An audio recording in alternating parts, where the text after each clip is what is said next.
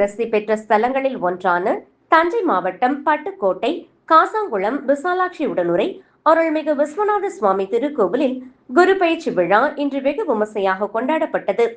அருள்மிகு விஸ்வநாத சுவாமி திருக்கோவிலில் உள்ள ஸ்ரீ குரு பகவான் மிதுன ராசியிலிருந்து கடக ராசிக்கு இன்று காலை சரியாக 11 மணிக்கு இடம்பெயர்ந்தார்.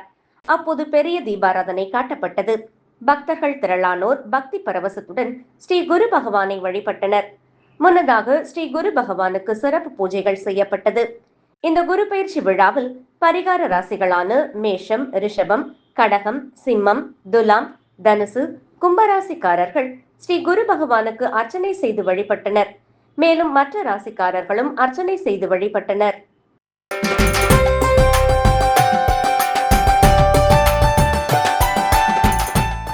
விழுப்புரம் மாவட்டம் செஞ்சியை அடுத்து பொன்பத்தி கிராமத்தில் உள்ள ஸ்ரீ திரௌபதி அம்மன் கோவிலில் கிராம தேவதை திருத்தேர் உற்சவ விழா கடந்த மே 18ஆம் தேதி கொடியேற்றத்துடன் தொடங்கியது. திருவிழாவை முன்னிட்டு செம்பாத்தம்மன், பச்சையம்மன், முனீஸ்வரன், கெங்கையம்மனுக்கு காப்பு கட்டுதல் நிகழ்ச்சியும் தொடர்ந்து வான வேடிக்கையுடன் சுவாமி வீதி உலா நிகழ்ச்சியும் நடைபெற்று வந்த நிலையில் விழாவின் முக்கிய நிகழ்ச்சியாக தேரோட்டம் நேற்றிரவு நடைபெற்றது. இதை முன்னிட்டு செம்பாத்தம்மன், பச்சையம்மன், முனீஸ்வரன், திரௌபதி அம்மன் உள்ளிட்ட கிராம தேவதைகளுக்கு சிறப்பு அபிஷேகமும் தீப ஆராதனையும் நடைபெற்றது.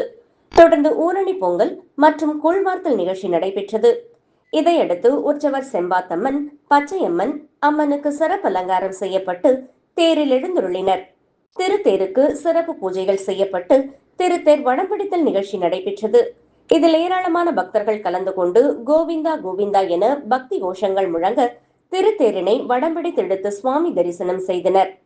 திருத்தேர் விழாவில் பொன்பத்தி, செஞ்சியை சுற்றியுள்ள பல்வேறு கிராமங்களிலிருந்து ஏராளமான பக்தர்கள் வருகை தந்து சுவாமி தரிசனம் செய்தனர். விழாவிற்கான ஏற்பாடுகளை அனைத்து உபயதாரர்கள், இளைஞர்கள், ஊர் பொதுமக்கள் செய்து வருகின்றனர்.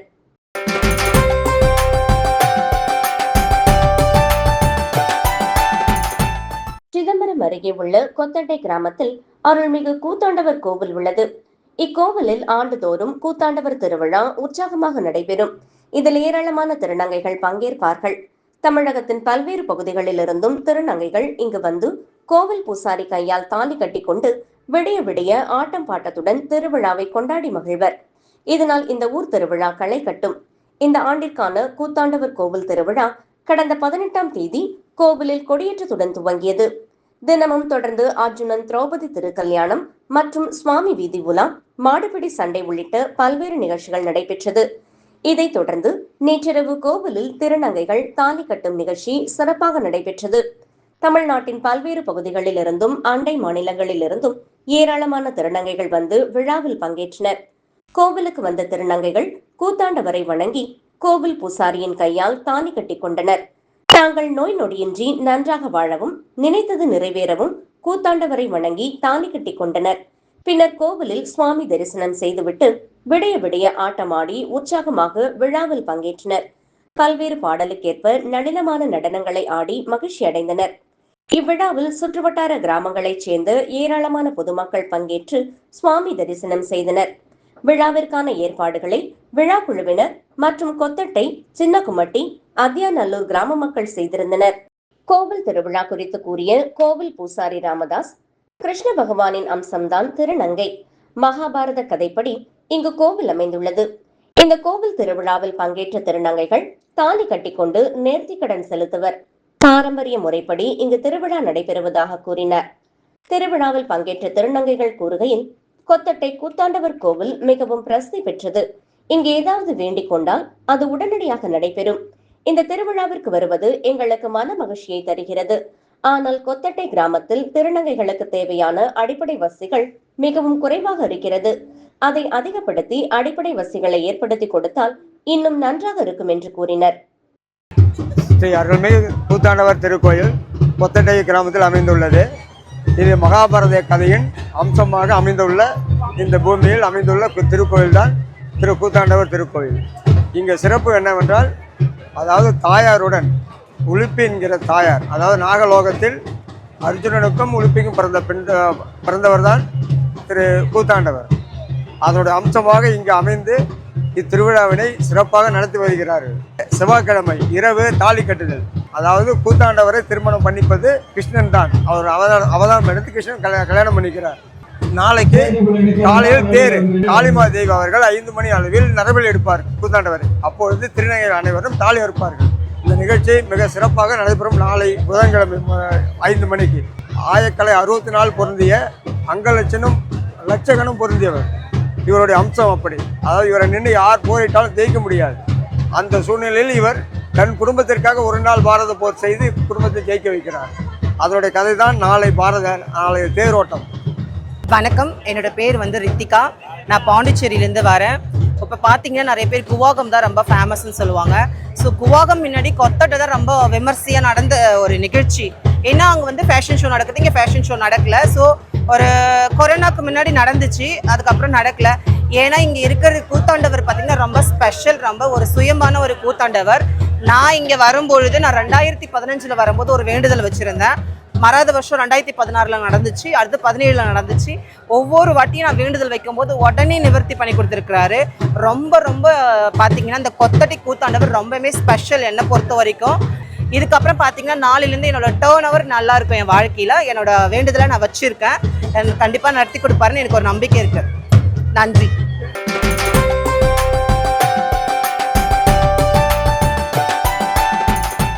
கடலூர் மாவட்டம் புவனகிரியில் பிரசித்தி பெற்ற ஸ்ரீ வெள்ளியம்பல சுவாமிகள் மடம் ஸ்ரீ மீனாட்சி சமேத ஸ்ரீ சோமசுந்தரேஸ்வரர் ஆலயத்தில் நேற்று குரு பயிற்சி விழா விமர்சையாக நடைபெற்றது. கோள்களின் பயிற்சியில் அதிமுக்கியத்துவம் வாய்ந்ததாக கருதப்படுவது குரு பயிற்சி என்பதாகும். அதன்படி குரு பகவான் நேற்று நண்பகல் சரியாக 11 மணி அளவில் மிதுன ராசியிலிருந்து கடக ராசிக்கு பயிற்சி அடைந்தார். இதனை முன்னிட்டு இவ்வாலயத்தில் நடைபெற்ற விழாவில் புனித நீர் கலசம் மகா யாகத்தில் பூஜிக்கப்பட்டு கடங்கள் புறப்பாடாகி கோவிலின் உட்பிரகாரத்தில் வலம் வந்து புனித நீர் தட்சிணாமூர்த்தி சுவாமிகள் மீது ஊற்றி சிறப்பு அபிஷேகம் நடைபெற்றது. தொடர்ந்து சிறப்பு அலங்காரத்தில் தட்சிணாமூர்த்திக்கு மகா தீபாராதனை காட்டப்பட்டது. இதே போன்று நவகிரக சன்னதியில் வீற்றிருக்கும் குரு பகவானுக்கும் அபிஷேகம் செய்யப்பட்டு சிறப்பு அலங்காரத்தில் மகா தீபாராதனை காண்பிக்கப்பட்டது. தொடர்ந்து பக்தர்களுக்கு பிரசாதம் வழங்கப்பட்டது. இதில் பக்தர்கள் திரளாக பொதுமக்கள் பங்கேற்று தட்சிணாமூர்த்தி மற்றும் குரு பகவானை வழிபட்டு சென்றனர்.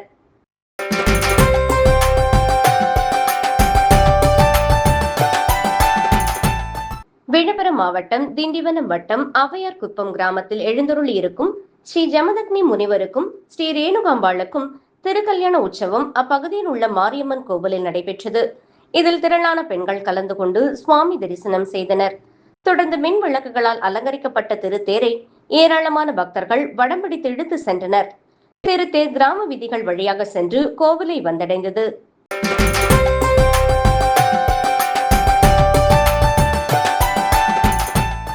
விழுப்புரம் மாவட்டம் திண்டிவனம் வட்டம் ரெட்டனை கிராம தெய்வதையான ஸ்ரீ வெண்ணியம்மன் ஆலய பிரம்மோற்சவ விழா 4ஆம் நாளில் அன்னவாகனத்தில் ஸ்ரீ வாராகி அம்மன் பக்தர்களுக்கு காட்சியளித்தார்.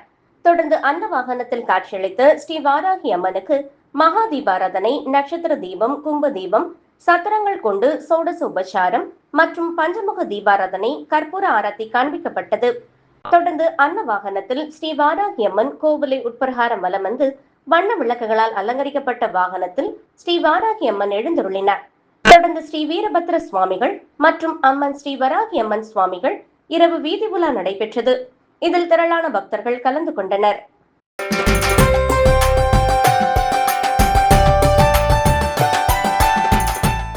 விழுப்புரம் மாவட்டம் திண்டிவனம் வட்டம் ரெட்டனை கிராம தெய்வதையான ஸ்ரீ வெண்ணியம்மன் ஆலய பிரம்மோற்சவ விழா 5ஆம் நாளில் மயில் வாகனத்தில் ஸ்ரீ கௌமாரி அம்மன் பக்தர்களுக்கு காட்சியளித்தார். தொடர்ந்து மயில் வாகனத்தில் காட்சியளித்த ஸ்ரீ கௌமாரி அம்மனுக்கு மகா தீபாராதனை, நட்சத்திர தீபம், கும்ப தீபம், சத்திரங்கள் கொண்டு சோடச உபச்சாரம் மற்றும் பஞ்சமுக தீபாராதனை, கற்பூர ஆரத்தி காண்பிக்கப்பட்டது. தொடர்ந்து மயில் வாகனத்தில் அம்மன் ஸ்ரீ கௌமாரி அம்மன் கோவிலை உட்பிரகாரம் வலம் வந்து வண்ண விளக்குகளால் அலங்கரிக்கப்பட்ட வாகனத்தில் ஸ்ரீ கௌமாரி அம்மன் எழுந்தருளினார். தொடர்ந்து ஸ்ரீ வீரபத்ர சுவாமிகள் மற்றும் அம்மன் ஸ்ரீ கௌமாரி சுவாமிகள் இரவு வீதி உலா நடைபெற்றது. இதில் திரளான பக்தர்கள் கலந்து கொண்டனர்.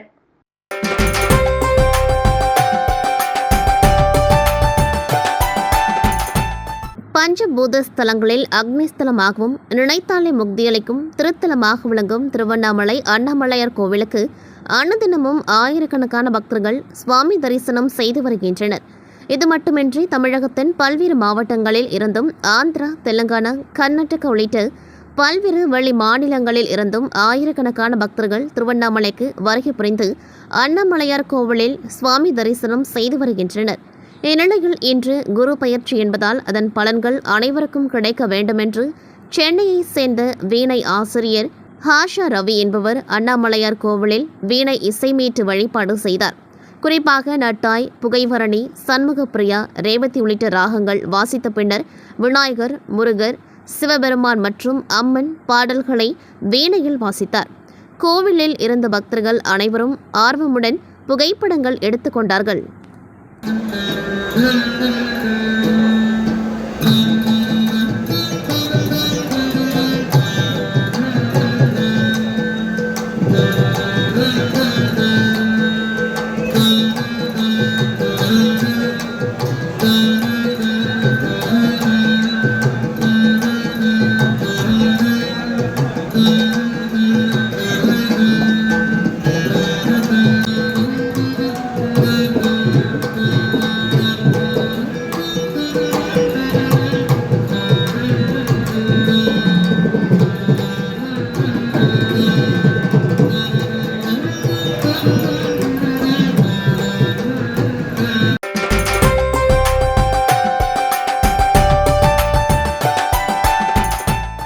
திருவண்ணாமலை அண்ணாமலையார் கோவில் நினைத்தாலே முக்தி தரும் ஸ்தலமாகவும் அக்னி ஸ்தலமாகவும் விளங்குகிறது. கடந்த 4ஆம் தேதி அக்னி நட்சத்திரம் தொடங்கியது. இதை ஒட்டி அன்றிலிருந்து சிவன் கோவில்களில் மூலவருக்கு தாராபிஷேகம் நடத்தப்படுவது வழக்கம். தாராபிஷேகம் என்பது சிவலிங்கத்திற்கு மேல் தார பாத்திரம் பொருத்தப்பட்டு அதில் ஜவ்வாது, சந்தனம் உள்ளிட்ட வாசனை திரவியங்கள் சேர்க்கப்பட்டு புனித நீர் காலையிலிருந்து மாலை வரை சுவாமி மீது துளி துளியாக விழுந்து அபிஷேகம் செய்யும் வகையில் அமைக்கப்பட்டிருக்கும். அதன்படி திருவண்ணாமலை அண்ணாமலையார் கோவிலிலும் சுவாமிக்கு தாராபிஷேகம் நடத்தப்பட்டு வருகிறது. அக்னி நட்சத்திரம் வருகிற 28ஆம் தேதி நிறைவு பெறுகிறது. இதை ஒட்டி அண்ணாமலையார் கோவில் அக்னி தோஷ நிவர்த்தி யாக பூஜை தொடங்கியது. காலையில் கோவில் வளாகத்தில் உள்ள சம்பந்த விநாயகர் சன்னதி முன்பு விக்னேஸ்வர பூஜை நடைபெற்றது. இதனைத் தொடர்ந்து யாக பூஜையில் 1008 கலசங்கள் வைத்து சிவாச்சாரியார்கள் வேத மந்திரங்கள் ஓதினர். நிகழ்ச்சியில் பூர்ணாகதி, தீபாராதனை, உமா மகேஸ்வரி பூஜை ஆகியவை நடைபெற்றது. மேலும் அக்னி நட்சத்திரம் முடிவு நாளான 28ஆம் தேதி காலையில் யாகம் நடத்தப்பட்டு கலசங்களில் உள்ள புனித நீர் மூலம் அண்ணாமலையாருக்கு அபிஷேகம் செய்யப்பட உள்ளது. அக்னி நட்சத்திரத்தின் வீரியம் குறைந்து மழை வேண்டி நடைபெற்ற இந்த யாக பூஜை தொடங்கும் சமயத்தில் திருவண்ணாமலை மற்றும் சுற்றுவட்டார பகுதிகளில் பலத்த மழை பெய்ததால் கோவிலில் இருந்த பக்தர்கள் ஆச்சரியத்துடன் பரவசமடைந்தனர்.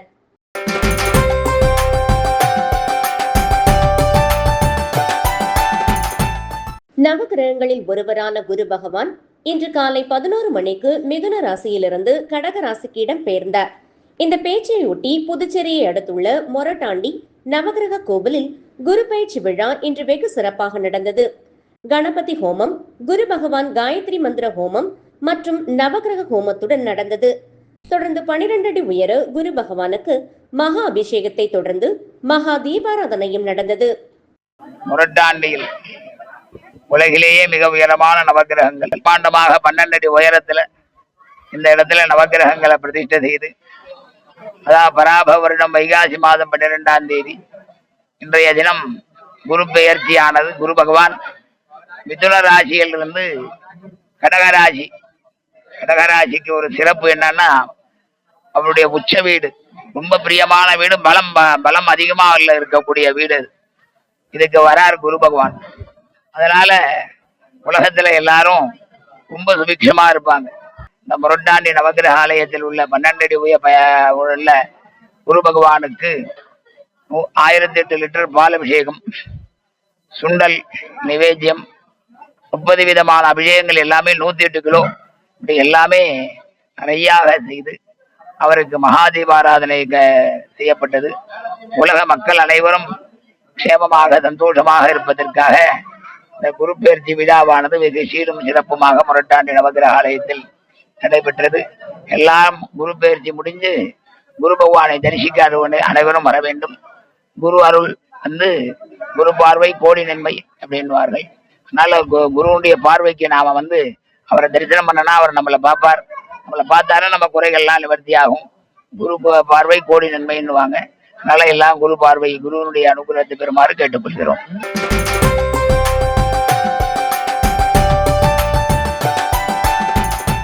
பாஸ்கர கஷேத்திரம் 12 ஆண்டுகளுக்கு ஒருமுறை நடைபெறும் உலக பிரசித்தி பெற்ற மகாமக பெருவிழா காணும் மாநகரம் என பல்வேறு பெருமைகளை தன்னகத்தை கொண்டு கும்பகோணத்தில் மகாமகம் பெருவிழா தொடர்புடைய 12 சிவாலயங்களில் முதன்மையான செல்லமாக விளங்குவது மங்களாம்பிகா சமேத ஆதி கும்பேஸ்வர சுவாமி திருக்கோவில். இத்தலத்தில் ஆண்டுதோறும் வைகாசி மாதத்தில் நடைபெறும் திருக்கல்யாண வைபவம் பிரசித்தி பெற்றது. அந்த வகையில் நேற்றிரவு நிச்சயதார்த்தமும் இன்று நண்பகல் சிறப்பு மலர் அலங்காரத்தில் மங்களாம்பிகையும் ஆதி கும்பேஸ்வர சுவாமியும் விசேஷ மேடைக்கு எழுந்துள்ள சீர்வரிசை கொண்டு வருதலும் மாலை மாற்றும் வைபவமும், அதனைத் தொடர்ந்து ஊஞ்சல் உற்சவம், பால்பழம் அளித்தல், நலங்கு ஆகியவையும் ஹோமம் வளர்த்து நடைபெற்றது. பின்னர் சிவாச்சாரியார்கள் ஹோமம் வளர்த்து வேத மந்திரங்கள் ஜபிக்க, நாதஸ்வர மேளதாளம் முழங்க, ஏராளமான பெண்கள் உட்பட ஆயிரக்கணக்கானோர் திரண்டு அமர்ந்து தரிசிக்க, மங்கள வாத்தியங்கள் முழங்க, மாங்கல்ய தாரணத்துடன் திருக்கல்யாணம் வைபவம் வெகு சிறப்பாக நடைபெற்றது. தொடர்ந்து சுவாமிக்கும் அம்பாளுக்கும் கோபுர ஆரத்தியும் செய்யப்பட்டது. பிறகு 14ஆம் நாள் நாளை 28ஆம் தேதி திருமண மறை சடங்குகளும் நலங்கு ஊஞ்சல் மற்றும் வெளிப்பிரகார உலாவும் நடைபெறுகிறது. தொடர்ந்து நாளை 11ஆம் தேதி வியாழக்கிழமை, வெள்ளிக்கிழமை, சனிக்கிழமை இரவும் இதே போன்று சுவாமி பெரிய பிரகார உலா நடைபெறுகிறது. பின்னர் வைகாசி விசாகத்தை ஒட்டி 31ஆம் தேதி ஞாயிற்றுக்கிழமை முற்பகல் 10:30 மணியளவில் காவிரியின் பகவத் படித்துறையில் பஞ்சமூர்த்திகளுடன் சுவாமி எழுந்துள்ள அங்கு தீர்த்தவாரி நடைபெறுகிறது. பிறகு 1ஆம் தேதி திங்கட்கிழமை சுத்தாபிஷேகத்துடன் இவ்வாண்டிற்கான வைகாசி விசாக திருவிழா இனிதே நிறைவு பெறுகிறது. நிகழ்ச்சி ஏற்பாடுகளை செயல் அலுவலர் முருகன் மற்றும் உபயதாரர்கள், கோவில் பணியாளர்கள் சிறப்பாக செய்திருந்தனர்.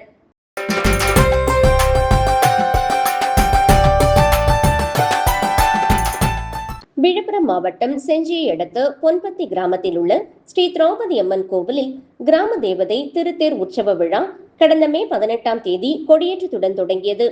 திருவிழாவை முன்னிட்டு செம்பாத்தம்மன், பச்சையம்மன், முனீஸ்வரன், கெங்கை அம்மனுக்கு காப்பு கட்டுதல் நிகழ்ச்சியும் தொடர்ந்து வான வேடிக்கையுடன் சுவாமி வீதி உலா நிகழ்ச்சியும் நடைபெற்று வந்த நிலையில் விழாவின் முக்கிய நிகழ்ச்சியாக தேரோட்டம் நேற்றிரவு நடைபெற்றது.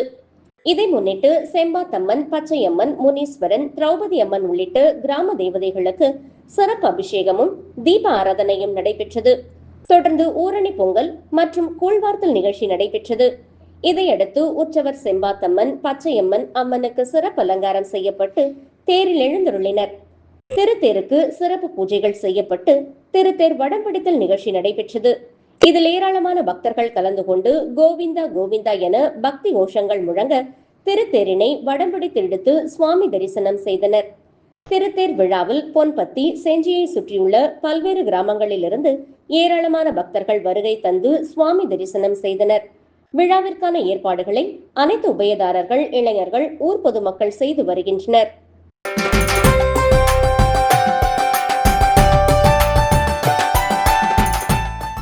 செங்கல்பட்டு மாவட்டம் மதுராந்தகம் நகரில் கடப்பேரி பகுதியில் அமைந்துள்ள அருள்மிகு மீனாட்சி அம்மன் உடனுரை வெங்கடேஸ்வரர் திருக்கோவில் தொண்டை நாட்டு சிவஸ்தலங்களில் ஒன்றானதும் 1000 ஆண்டுகள் பழமையான சிவஸ்தலங்களில் ஒன்றானதுமாகும். இத்திருக்கோவிலில் ஒவ்வொரு ஆண்டும் வைகாசி பிரம்மோற்சவ விழா நடைபெறுவது வழக்கம். இந்த ஆண்டு கடந்த மே 20ஆம் தேதி கொடியேற்றத்துடன் வைகாசி விசாக பிரம்மோற்சவ விழா தொடங்கியது. அதனைத் தொடர்ந்து காலை மற்றும் மாலை வேளைகளில் பல்வேறு வாகனங்களில் சுவாமியும் அம்மனும் வீதி உலா வந்து அருள்பாலித்து வருகின்றனர். பிரம்மோற்சவ விழாவின் முக்கிய 7ஆம் நாள் திருவிழாவான மே 27ஆம் தேதி புதன்கிழமை நடைபெற்ற தேரோட்ட விழாவில் பெரிய தேரில் வெங்கடேஸ்வரர், சிறிய தேரில் மீனாட்சி அம்மனும், மற்றொரு தேரில் வள்ளி தேவானையுடன் கூடிய முருகப்பெருமானும் திருத்தேரில் எழுந்தருளி அருள்பாலித்தனர். அதனைத் தொடர்ந்து இன்று காலை 10:30 மணிக்கு வேத மந்திரங்கள் முழங்க, மேளதாளங்கள் ஒலிக்க, பக்தர்களின் சிவ சிவாய என கோஷம் விண்ணை பிளக்க, பக்தர்கள் தேரின் வடத்தை பிடிக்க தேரோட்டம் தொடங்கியது. அதனைத் தொடர்ந்து 4 மாட வீதிகளிலும் தேர் வலம் வந்தது. தேரில் வந்த சுவாமி அம்மன், முருகப்பெருமானை பக்தர்கள் அர்ச்சனை செய்து வழிபட்டனர். தேரோட்ட வீதிகளில் சுவாமியும் பல்வேறு அமைப்புகளின் சார்பில் தேர் வீதி உலாவும் வரும்போது மோர், ரஸ்னா மற்றும் குளிர்பானங்கள் வழங்கப்பட்டன. விழாவிற்கான ஏற்பாடுகளை கோவில் செயல் அலுவலர் மேகவண்ணன் தலைமையில் அறங்காவலர் குழுவினர் மற்றும் 7ஆம் நாள் விழா குழுவினர் செய்திருந்தனர். இந்த விழாவில் பல்லாயிரக்கணக்கான பக்தர்கள் கலந்து கொண்டு சுவாமியும் அம்மனையும் வழிபட்டு சென்றனர்.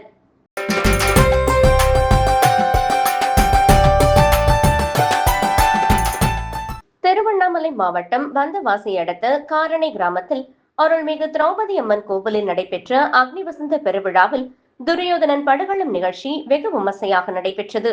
இந்த அக்னி வசந்த பெருவிழா கொடியேற்றத்துடன் துவங்கியது. மகாபாரத தொடர் சொற்பொழிவும் தொடர்ந்து நடைபெற்றது. அர்ஜுனன் தபசு நிகழ்ச்சிக்கு பின் அம்மன் பாஞ்சாலி தேவி திருக்கல்யாணம், பாண்டவர் பிறப்பு, பாண்டவர் அரக்கு மாளிகை, விராட பருவம், சுபத்ரை திருக்கல்யாணம், கண்ணன் தூது, அரவான் கடபலி, அபிமன்யு சண்டை உள்ளிட்ட பல்வேறு இதிகாச நிகழ்ச்சிகள் நடைபெற்றன. இந்த மகாபாரத இதிகாச திருவிழாவின் கடைசி நாளில் துரியோதனன் படுகளம் நிகழ்ச்சி நடைபெற்றது. இதில் களிமண்ணால் மிகப்பெரிய அளவில் உருவாக்கப்பட்ட துரியோதனனின் உருவத்தை பீமன் வதம் செய்யும் நிகழ்வு நடைபெற்றது. இதன் பின் கூடியிருந்த மக்கள் வெள்ளத்தில் பாஞ்சாலி தனது கூந்தலை முடிந்து தனது சபதத்தை நிறைவேற்றியதை அடுத்து கிராம மக்கள் பஞ்ச பாண்டவர்களின் சிலையை தூக்கி ஆடி ஆரவாரம் செய்து மகிழ்ந்தனர். இதனைத் தொடர்ந்து கிராம மக்கள் காந்தாரி கரங்களில் இருந்து விளக்குமார் மற்றும் முரத்தால் தலையில் அடி வாங்கி தங்களது வேண்டுதலை நிறைவேற்றினார்கள். இதன் மூலம் மாதம் மும்மாரி பெய்யும் என்பது பக்தர்கள் நம்பிக்கையாகும். இந்நிகழ்ச்சியை காண தென் சேந்தமங்கலம், எறும்பூர், கீழ்கோவளை வேடு மற்றும் காரணியை சுற்றியுள்ள பல்வேறு கிராம பகுதிகளில் இருந்து ஏராளமான பொதுமக்கள் கலந்து கொண்டு துரியோதனன் படுகளம் நிகழ்ச்சியை கண்டுகளித்து சென்றனர்.